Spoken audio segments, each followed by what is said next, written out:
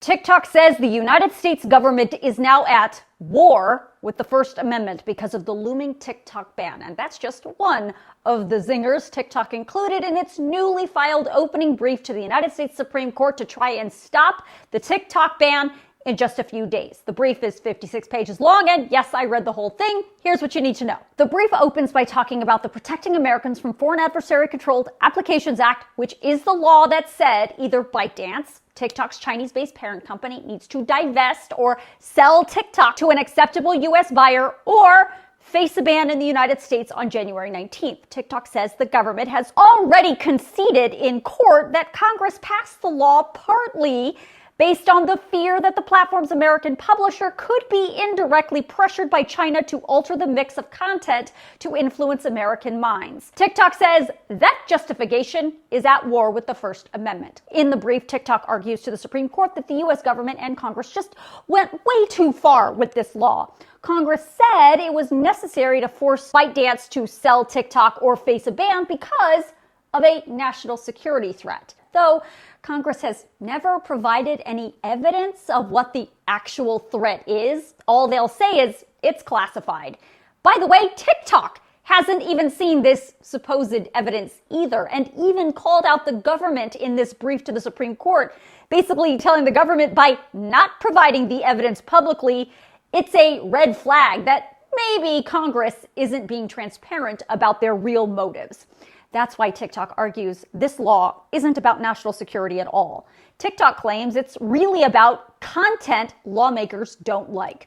TikTok points out in the brief that if the platform was such a national security concern, why were both Donald Trump and Kamala Harris on the platform promoting their presidential campaigns prior to the election, racking up 6 billion TikTok views? TikTok also, by the way, quotes lawmakers who admitted they were passing this bill to ban TikTok on the grounds that it discriminated on a viewpoint and content. Here's what's tricky about that.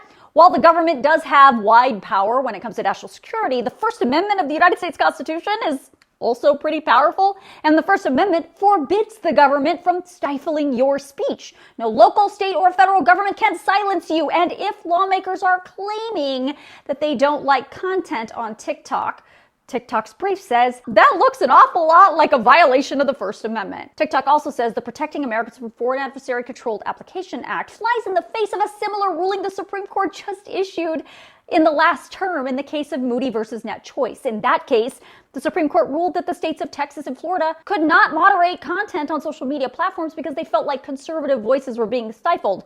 The Supreme Court said in their ruling just a few months ago that the government is not in the content moderation business, and doing so would fly in the face of the First Amendment. Now, TikTok also addresses its Chinese parent company ByteDance in this brief. It points to a long-standing Supreme Court precedent dating back to 1965 that says foreign propaganda is still protected under the First Amendment. Even if TikTok Inc.'s editorial choice assumes a risk that China might shape the content that American users receive and interfere with our political discourse, petitioners vigorously dispute that premise. But even if it were true, if Americans find American disseminated foreign propaganda influential, that is the First Amendment in action.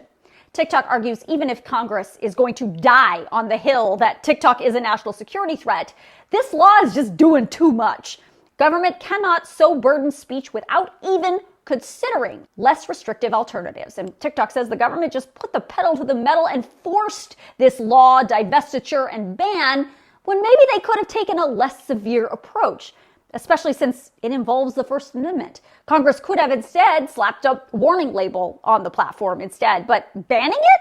TikTok says that just is too much and has gone too far. Now, we wait for the federal government to file their opening brief to the Supreme Court, and oral arguments are scheduled for January 10th.